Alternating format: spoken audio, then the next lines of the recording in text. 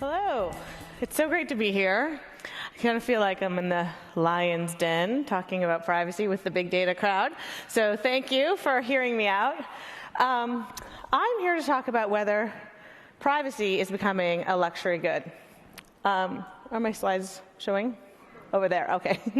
But before I do that, I thought that I should just introduce myself to you, because my story of who I am is actually how I got to this question. I grew up in Palo Alto in the 70s and 80s during the PC revolution, which some of you might remember. It was a very big deal. It was like the pre-.com bubble. And I was really sure I was going to be a technologist. I probably would have, natural forces would have led me to be sitting in the audience here working on data. My first computer was the Apple II. I never used a typewriter. I learned to code BASIC in 5th grade. Courtesy of Steve Jobs, who was doing an experiment in the Palo Alto elementary schools. And I really thought this was going to be my world. But I fell in love with journalism. And so I ended up writing about the technology industry. And I covered the technology industry for the Wall Street Journal for 13 years. And in 2009, I wrote this book, Stealing MySpace, which was, I was really convinced that social networking was going to be super big. I was totally right. I might have picked the wrong network. So anyways, it was a very good story, and no one read it. But while I was out writing this book about what I thought was going to be the future of technology, I stumbled on something that hadn't occurred to me before, which was that there was a different business model in the industry that I grew up with and the industry I covered, right? We used to go to stores to buy software in boxes and hardware. And all of a sudden, these companies that I was writing about, like MySpace and Facebook, they weren't selling you anything. You didn't pay them. They were trying to monetize your data. And so I came to this sort of surprising conclusion that there was a different business model in this industry.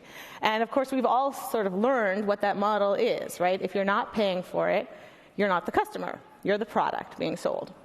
And so when I came back from my spectacular success of the Stealing MySpace book to the Wall Street Journal, I thought, I'm going to write about this. What is this industry, and what are they selling? And I really actually just felt like I wanted to know, what do they know about me?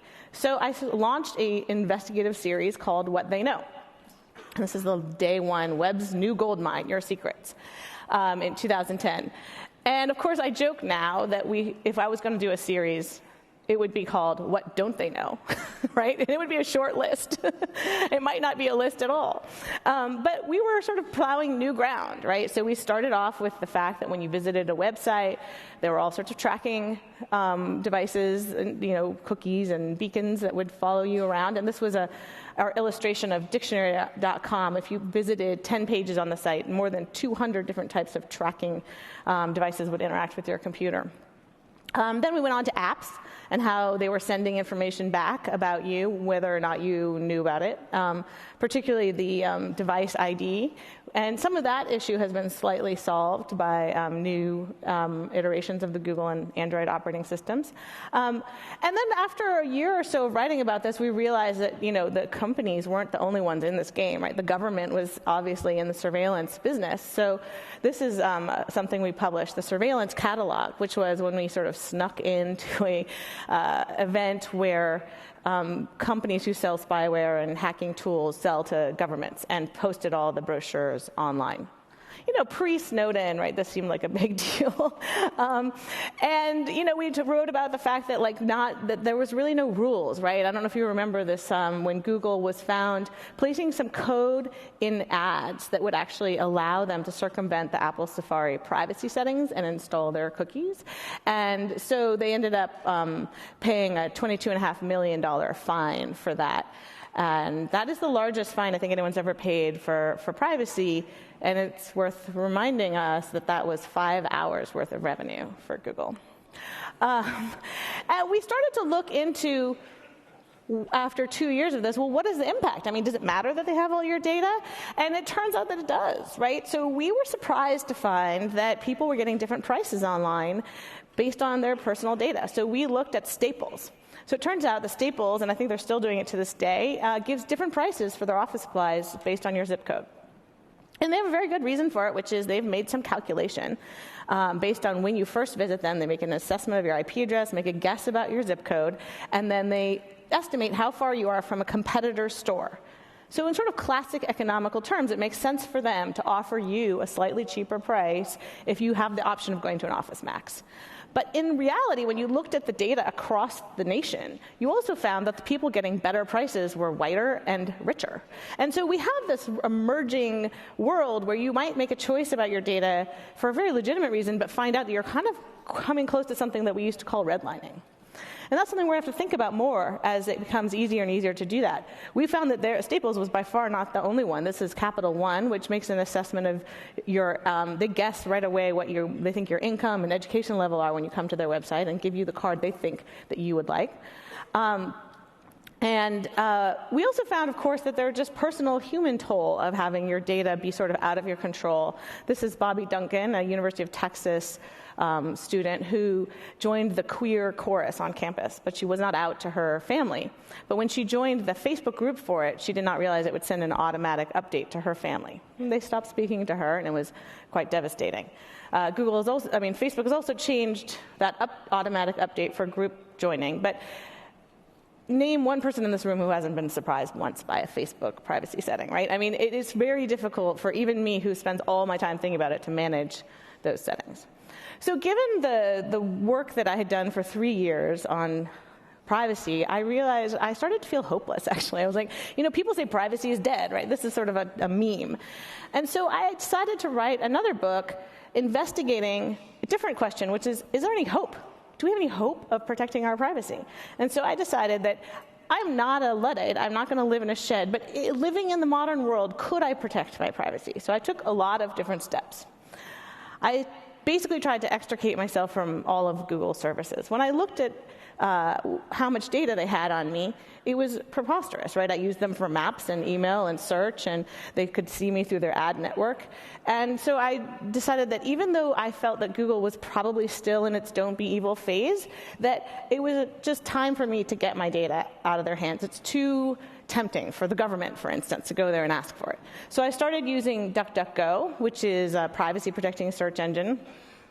It doesn't know where you are or what you're trying to type, so you actually have to write the whole word in, which actually seemed really exhausting to me when I first started. And then I realized, that's not so hard. I could do that. I installed some software to protect my web browsing from the ad tracking that is so prevalent.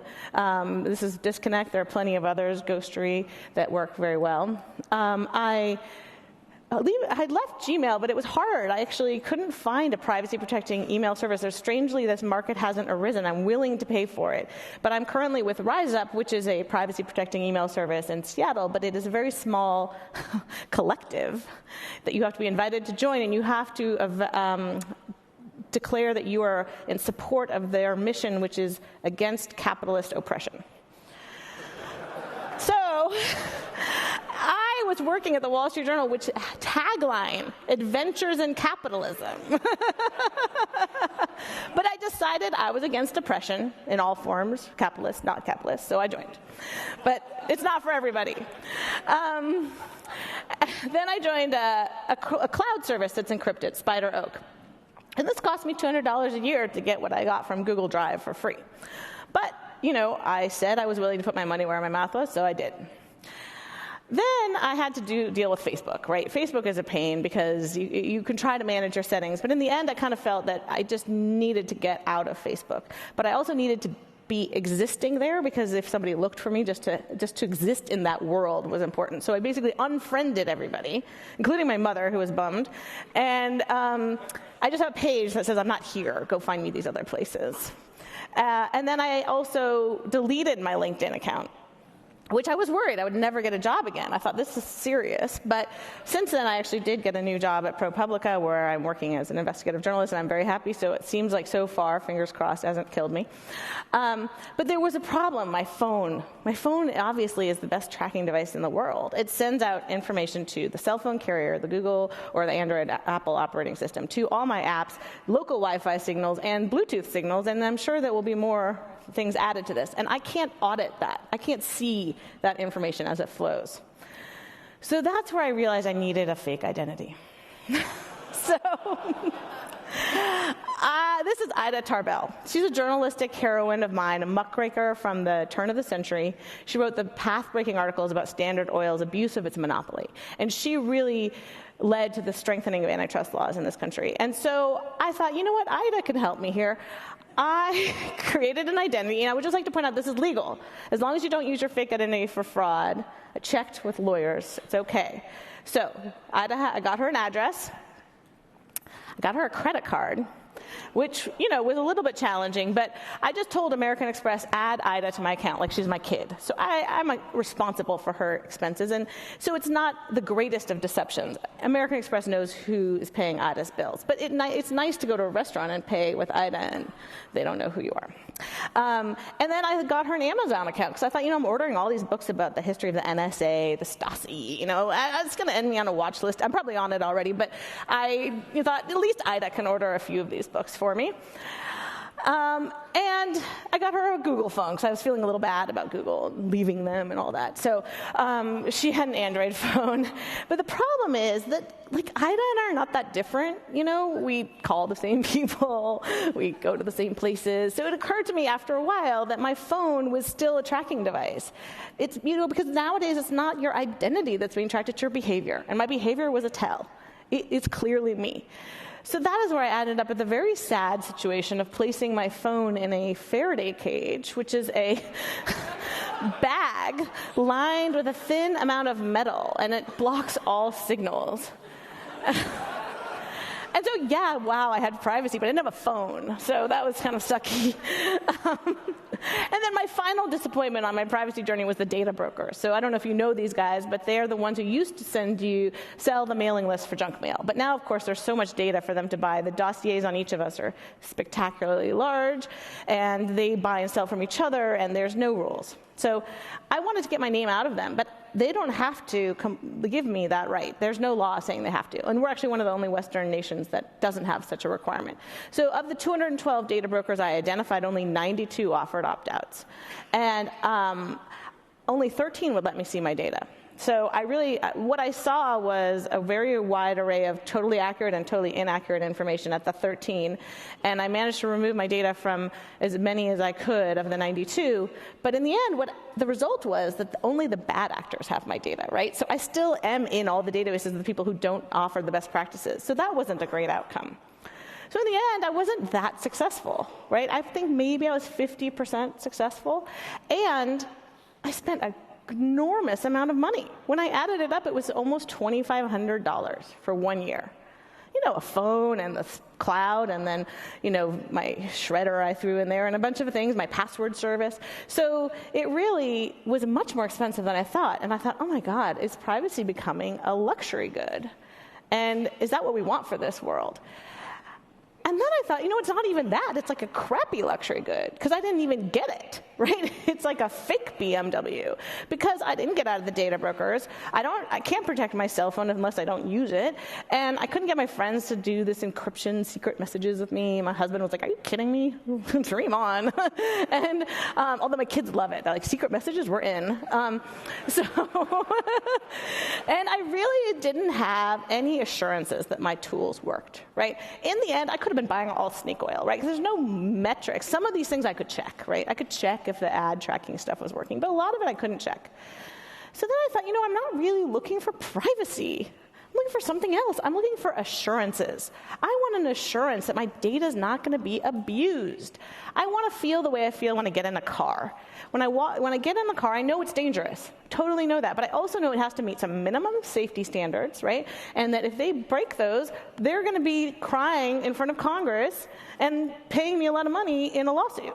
And that's what I want with my data. I want to know that if it's abused, I have due process. I have rights, right? And I also feel like, I want to be able to buy my way up to the Volvo if I really want super safety. But this world we have is not like that, unfortunately. And so that's why I came up with this funny thing. I borrowed this from Prince, the artist formerly known as Prince. And I feel like, maybe privacy isn't the right word. I was thinking this is the issue formerly known as privacy, but let's call it justice and human rights, and let's call it due process. And I guess I would ask all of you, when you're thinking about these issues, because you are the ones who are going to make the new rules, frame it that way in your mind. What can we do that would allow people to have due process around their data? Thank you.